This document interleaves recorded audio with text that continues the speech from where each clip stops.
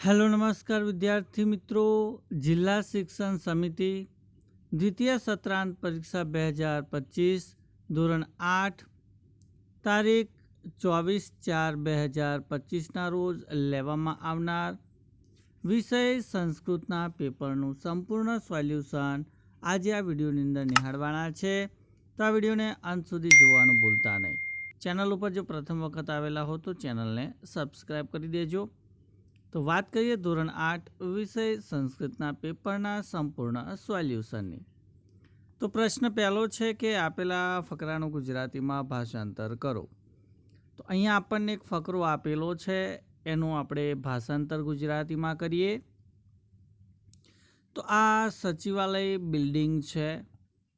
આ બિલ્ડિંગમાં વિધાનસભાના સત્રો યોજાય છે. રાજ્યના મંત્રીઓ, સચિવો અને અન્ય અધિકારીઓ આ બિલ્ડિંગમાંથી રાજ્યનું કામ કરે છે. સચિવાલય એ ગુર્જર પ્રદેશ સરકારનું મુખ્ય કાર્યાલય છે. તો આ મુજબ એનું આપણે અનુવાદ થશે. ત્યારબાદ બીજા નંબરનો ફકરો છે, એનું અનુવાદ જોઈએ. તો પહેલો ચોર કહે છે કે ચંદ્રગુપ્તના પ્રધાન ચાણક્યનું આ ઘર છે.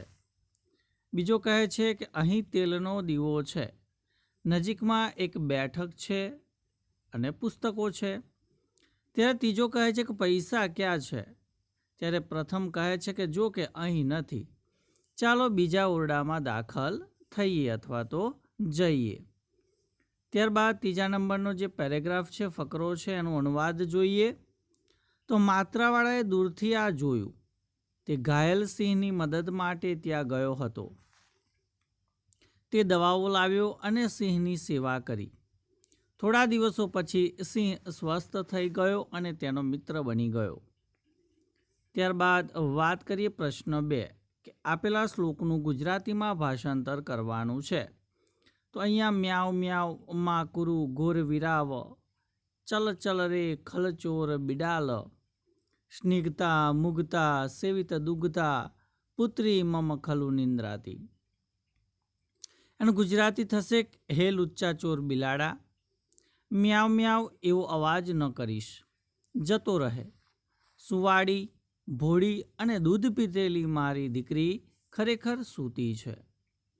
એ પ્રમાણે બીજા નંબરનો જે શ્લોક છે કે રે રે વાયસ કર્કશ કંઠ મારટ મારટ કર્ણ કઠોરમ, શ્રાંતા કલાંતા પુનરનુનિતા, પુત્રી મમ ખલુ નિંદ્રાતી.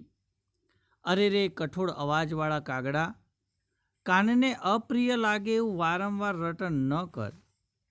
થાકેલી, કરમાઈ ગયેલી અને પાછી લાડ કરાયેલી મારી દીકરી ખરેખર સૂતી છે.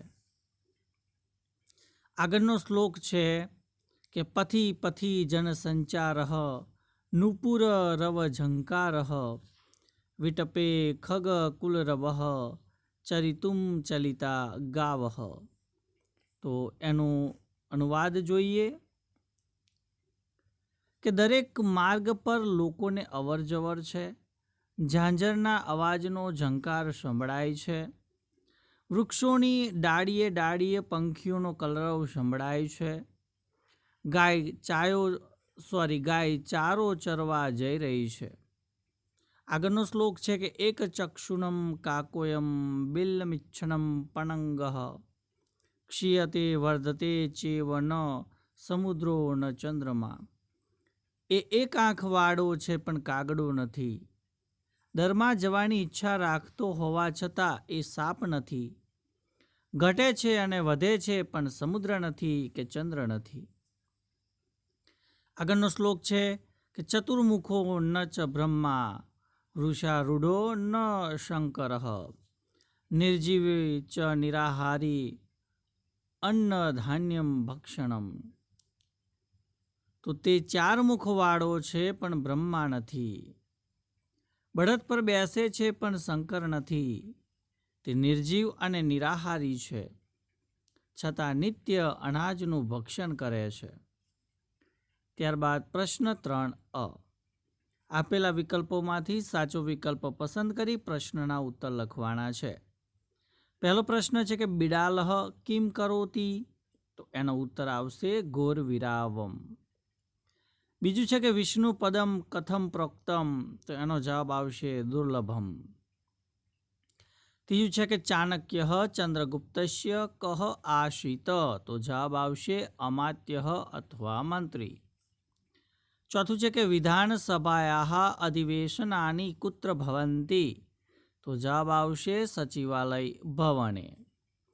ત્યારબાદ પાંચમો પ્રશ્ન કે ઘાયલ સિંહની સારવાર કોણ કરે છે, તો જવાબ આવશે માત્રાવાળા કરે છે. છઠ્ઠો પ્રશ્ન છે વૃક્ષાયમ કી દીયતે, તો જવાબ આવશે જલમ. ધાવકાહ કી કુર્વંતી, તો જવાબ આવશે ધાવણ ક્રિયા કુર્વંતી. કે કૌશલસ્ય પ્રદર્શનમ કર્તુમ ઇચ્છન્તિ, તો જવાબ આવશે સર્વે ક્રીડકાહ. ત્યારબાદ બ છે કે નીચેના વિધાન ખરા છે કે ખોટા, એ જણાવવાના છે. પહેલું વિધાન છે કે કુક્કુરઃ મિથ્યા ઉચ્ચેહ ભષતિ, તો આ વિધાન ખોટું છે. બીજું છે કે સમુદ્રઃ ચ ચંદ્રમાઃ ચક્ષીયતે વર્ધતે નેવ, તો આ વિધાન પણ ખોટું છે.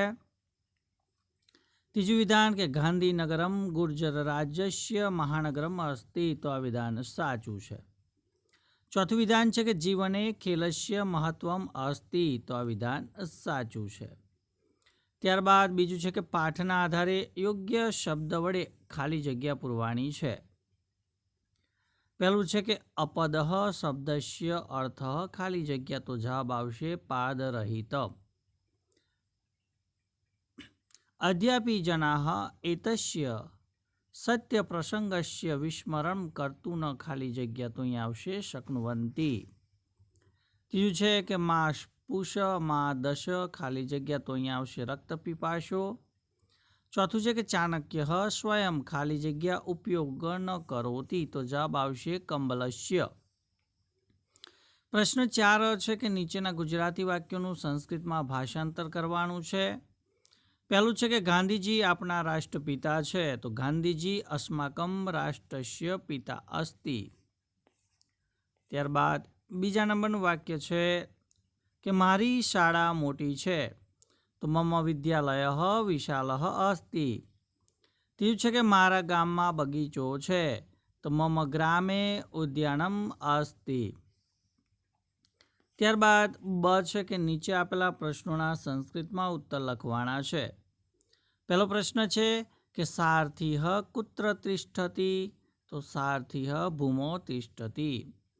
બીજું છે કે પન્નગઃ કિમ ઇચ્છન્તિ, તો પન્નગઃ બિલમ ઇચ્છતિ. ત્રીજું છે કે મકરઃ કસ્ય વધમ અકરોત, તો મકરઃ સિંહસ્ય ભાર્યાયાઃ વધમ અકરોત. ચોથું છે પક્ષી ઉદ્યાનેમ કિમ કિમ અસ્તિ, તો પક્ષી ઉદ્યાનેમ ખગા પ્રાણીનમ ચ નિપશન્તિ. અત્ર ડાયનાસોર નામ વિશેષ વિભાગ અસ્તિ, અત્ર એકમ સર્પગૃહમ અસ્તિ. ત્યારબાદ ક છે કે નીચે આપેલા શ્લોકો પૂર્ણ કરો. કે પુસ્તકેષુ હિયા ન તદધનમ, ત્યાં સુધી જોઈએ શ્લોક. કે પુસ્તકેષુ હિયા વિદ્યા પરહસ્તેષુ યદધનમ, કાર્યકાલે સમુત્પન્ને ન સા વિદ્યા ન તદધનમ. બીજો શ્લોક છે કે વૃક્ષ ફલાન્વિત ભાતિ વૃક્ષમ ધુનયતે કપિઃ, વૃક્ષેન વાર્યતે તાપઃ જલમ વૃક્ષાય દીયતે, વૃક્ષાત પતન્તિ પર્ણાની વૃક્ષસ્ય પશરો મહાન, વૃક્ષે ખગાઃ નિકુંજન્તિ વૃક્ષ ધન્યોસી ભૂતલે. આગળનો જોઈ શકો છો વિદ્યાર્થી મિત્રો ગુષ્ટમ ગુષ્ટમ, તો એ પણ શ્લોક અહીંયા પૂર્ણ કરેલો છે, તમે અહીંયા જોઈ શકો છો. ત્યારબાદ વાત કરીશું પ્રશ્ન 5 કે નીચે આપેલા શબ્દોના અર્થ વિકલ્પમાંથી શોધીને લખો. તો કૃતે, તો એનો અર્થ થાય છે માટે. અંબઃ એનો અર્થ થાય છે જળ. મુદ્રિકા એનો અર્થ થાય છે વીંટી. બની અંદર નીચેના સંસ્કૃત શબ્દોના સાચા સમાનાર્થી શબ્દ વિકલ્પમાંથી શોધીને લખવાના છે. તો બહવઃ, તો એનો જવાબ આવશે અતિ. ખલુ એનો સમાનાર્થી છે હિ અથવા નનુ. શીઘ્રમ એનો સમાનાર્થી શબ્દ આવશે ત્વરિતમ. અને છાત્ર એનો સમાનાર્થી શબ્દ આવશે શિષ્ય. ત્યારબાદ ક છે કે નીચેના સંસ્કૃત શબ્દોના સાચા વિરોધી શબ્દ વિકલ્પમાંથી શોધીને લખો. તો પાપમ, તો એનો વિરોધી આવશે પુણ્યમ. મહાન, તો એનો વિરોધી શબ્દ આવશે લઘુ. નિરાહારી, તો એનો વિરોધી શબ્દ આવશે અત્યાહારી. ત્યારબાદ ડ છે કે નીચે આપેલા શબ્દોની સંધિ જોડો. તો પુનઃ વત્તા અનુનીતા, તો પુનરનુનીતા એ જવાબ આવશે. કાકહ વત્તા અયમ, તો કાકોયમ. પદમ વત્તા એકમ, તો પદમેકમ. ત્યારબાદ નીચે આપેલા શબ્દોની સંધિ જોડો.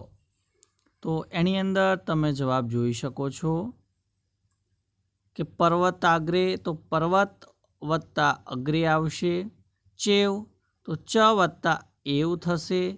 સ્વયમેવ, તો સ્વયં વત્તા એવ થશે. તો વિદ્યાર્થી મિત્રો, આ હતું ધોરણ 8 વિષય સંસ્કૃતના પેપરનું સંપૂર્ણ સોલ્યુશન. તો વિડીયો ચોક્કસથી તમને ગમ્યો જ હશે, ઉપયોગી થયો હોય તો આ વિડીયોને તમારા અન્ય મિત્રો સુધી શેર કરી દેજો, લાઈક કરી દેજો અને ચેનલ ઉપર જો પ્રથમ વખત આવેલા હો તો ચેનલને સબસ્ક્રાઈબ કરી દેજો અને બાજુમાં આપેલ બેલને પ્રેસ કરી દેજો. Thank you. આભાર.